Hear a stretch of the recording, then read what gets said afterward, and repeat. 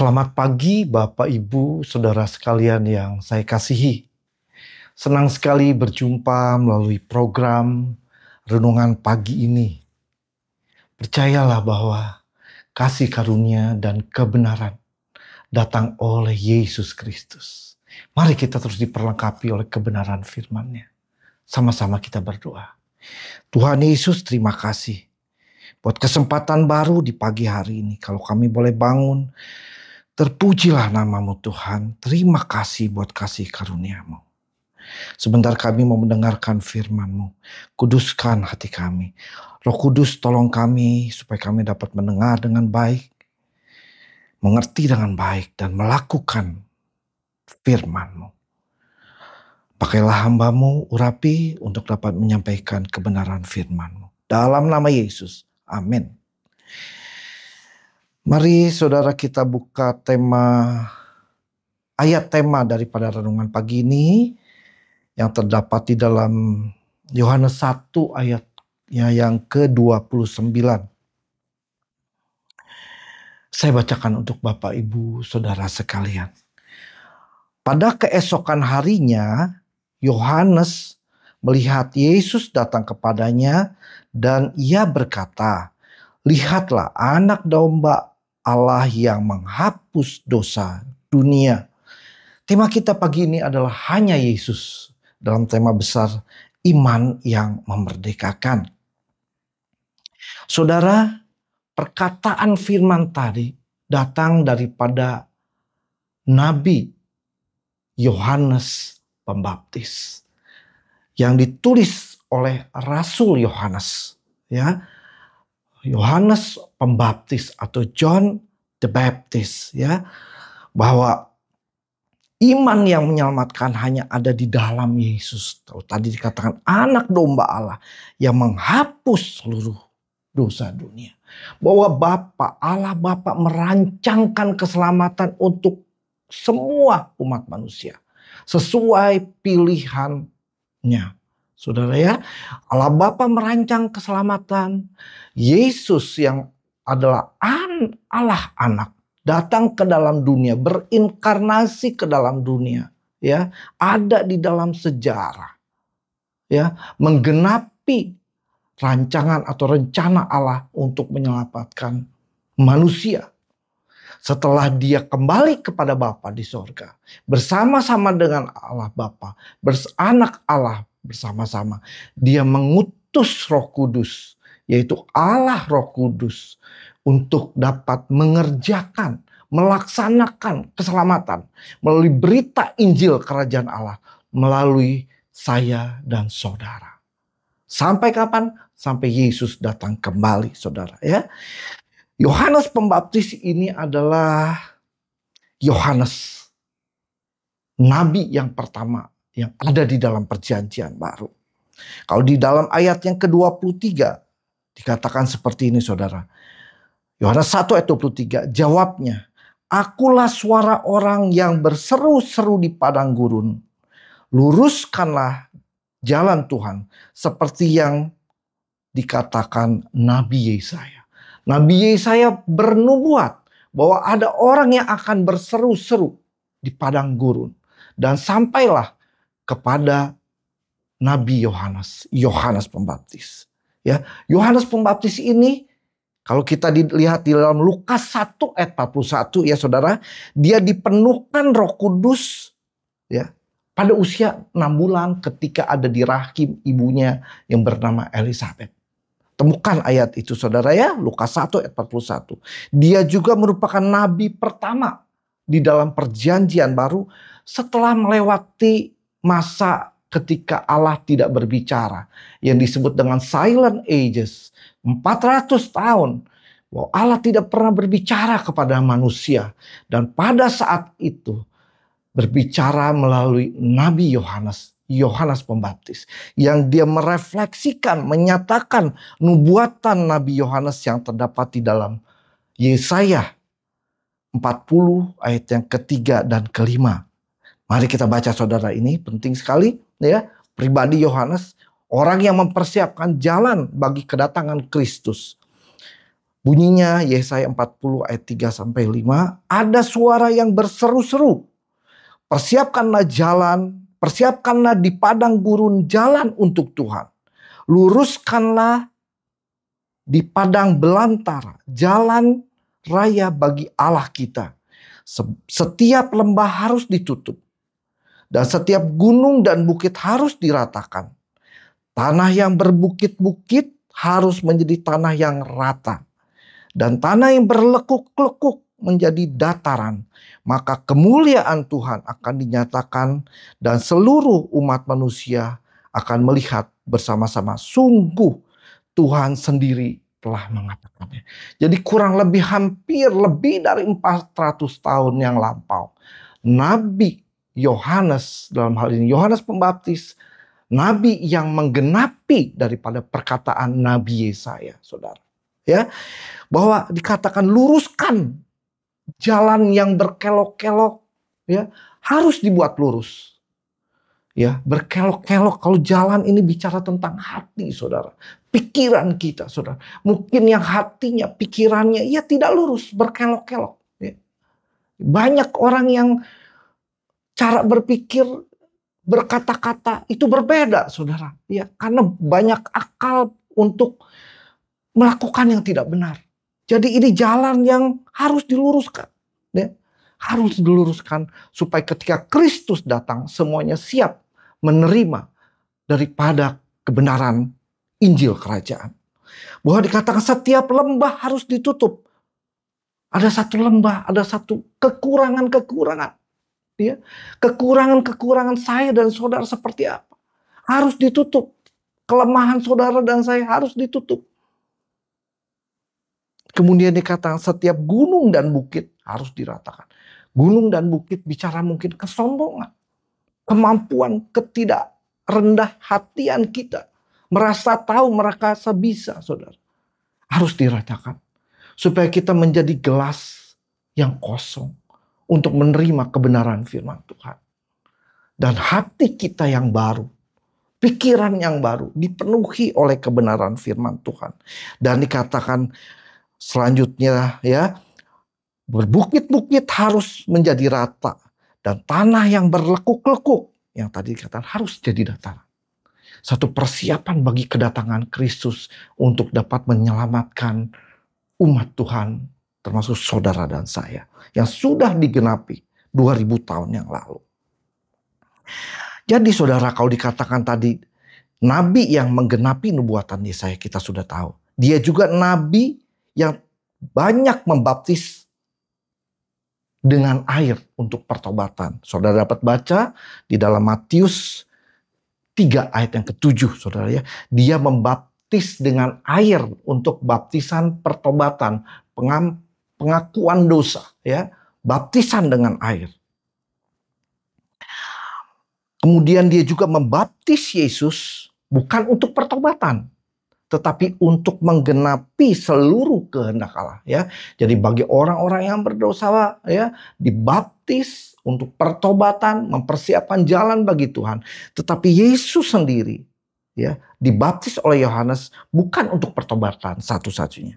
Bahwa ini untuk menggenapi seluruh kehendak Allah. Matius 3 ayat 15 tertulis seperti itu. Dan Nabi Yohanes juga yang memberitakan Injil kepada orang terbanyak, saudara, ya.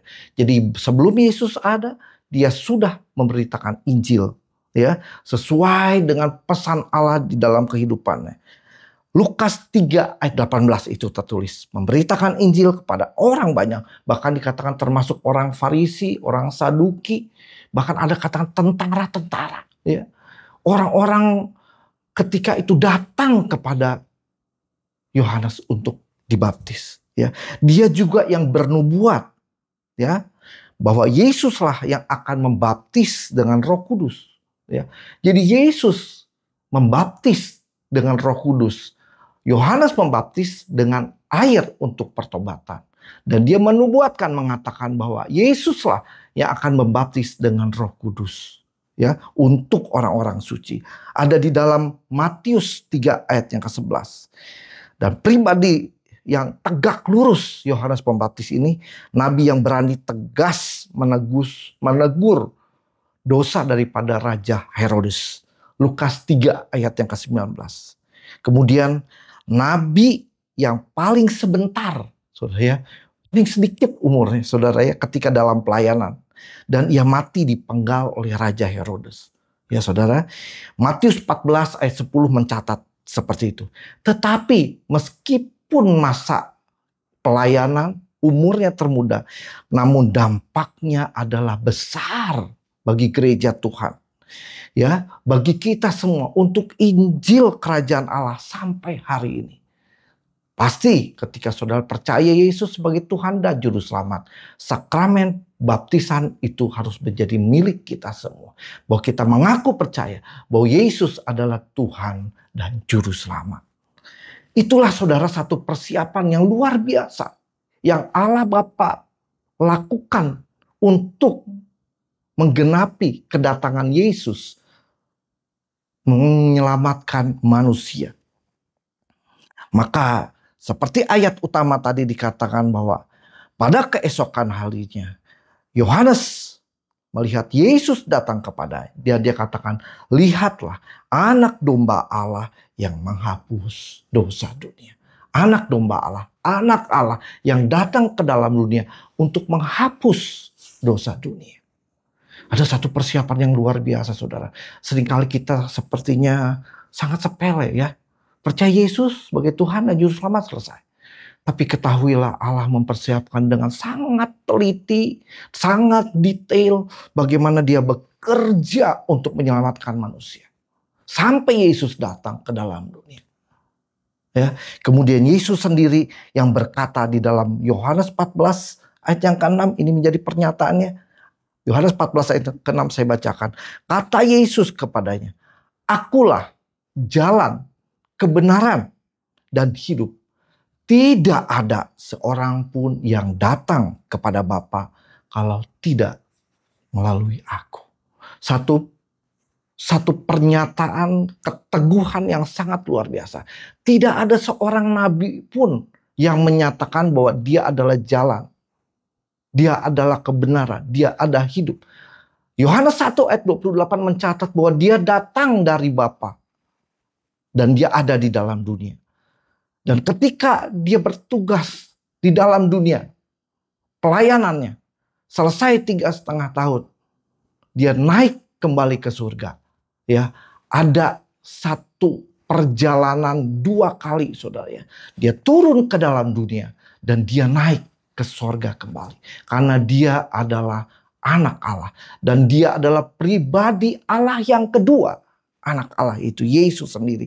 Bahwa tidak ada seorang pun yang datang kepada Bapa kalau tidak melalui aku. Saya mau katakan saudara, bahwa tidak ada keselamatan selain yang ada di dalam Yesus. Saudara, begitu besar Allah merencanakan, Bapa merancangkan yang luar biasa. Kalau ada keselamatan melalui hal-hal yang lain selain Yesus, buat apa Allah Bapa mengorbankan anaknya, mempersiapkan kedatangan yang begitu besar? Mari saudara, kita pikirkan baik-baik. Betapa besar kasih Allah buat saudara dan saya. Ketika kita hari ini boleh dipilih, diselamatkan, dan supaya kita berbuah dengan tetap saudara. Matius 3 ayat yang ke-8 mengatakan, jadi hasilkanlah buah sesuai dengan pertobatan. Ya. Pertobatan itu ada buah daripada pertobatan yang harus kita kerjakan sama-sama.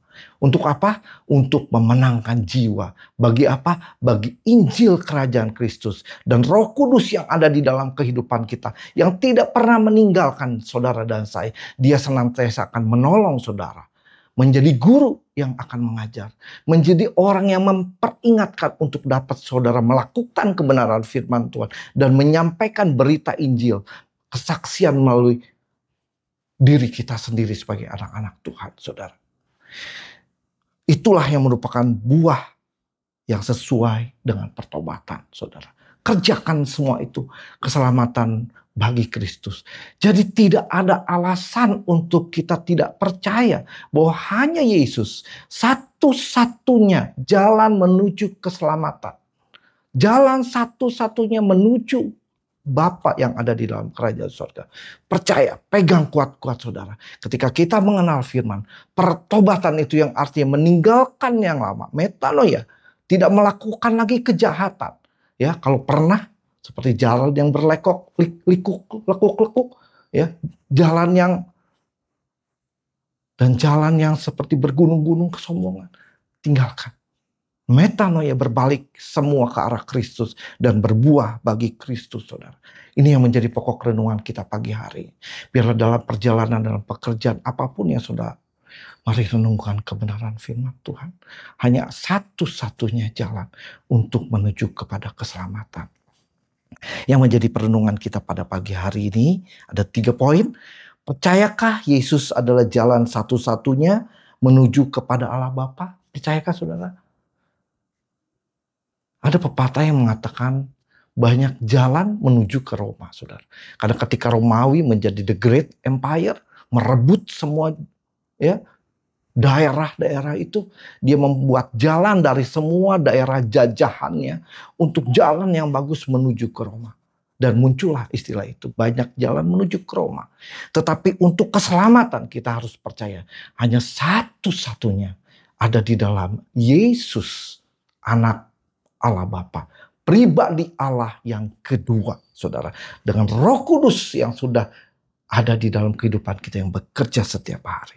Kedua, bagaimanakah sikap iman kita dalam mengerjakan keselamatan yang sudah dikaruniakan. Jadi ketika kita berbuat, ya, sesuatu itu bukan karena untuk keselamatan, tapi karena kita sudah diselamatkan. Kita berbuat supaya keselamatan itu berbuah di dalam kehidupan kita. Penebusan, pertobatan itu menjadi berbuah, ya, mengerjakan keselamatan sampai kapan? Sampai kita pulang ke surga, saudara. Bahwa Tuhan, Allah Bapa kita sudah menyediakan sebuah tempat yang luar biasa buat saudara dan saya untuk kita ada bersama-sama dengan Dia di dalam Firdaus dan surga yang kekal. Yang ketiga, adakah buah pertobatan dalam kehidupan kita? Mari kita sama-sama renungkan. Mereview kembali kehidupan kita satu persatu. Supaya kita layak di hadapan Tuhan pada saat kedatangannya yang kedua kali. Sama-sama kita berdoa, saudara. Tuhan Yesus, terima kasih untuk kebenaran firman-Mu pagi ini yang menjadi berkat buat kami. Bahwa Engkau mempersiapkan satu keselamatan yang begitu besar. Dengan detail, dengan teliti Engkau mempersiapkan. Supaya kami dapat percaya dan ditebus menjadi umat-umat kerajaan Allah. Terima kasih Tuhan. Sertailah umat-umat-Mu dalam pekerjaan hari ini. Dalam usaha. Apapun yang dikerjakannya buatlah berhasil. Terpujilah nama Tuhan. Yang sakit disembuhkan. Yang dalam pergumulan keluarga Tuhan berikan pemulihan. Terima kasih Tuhan. Kami mengucap syukur. Dalam nama Yesus kami berdoa. Amin. Selamat pagi saudara. Selamat beraktivitas. Tuhan Yesus memberkati kita semua.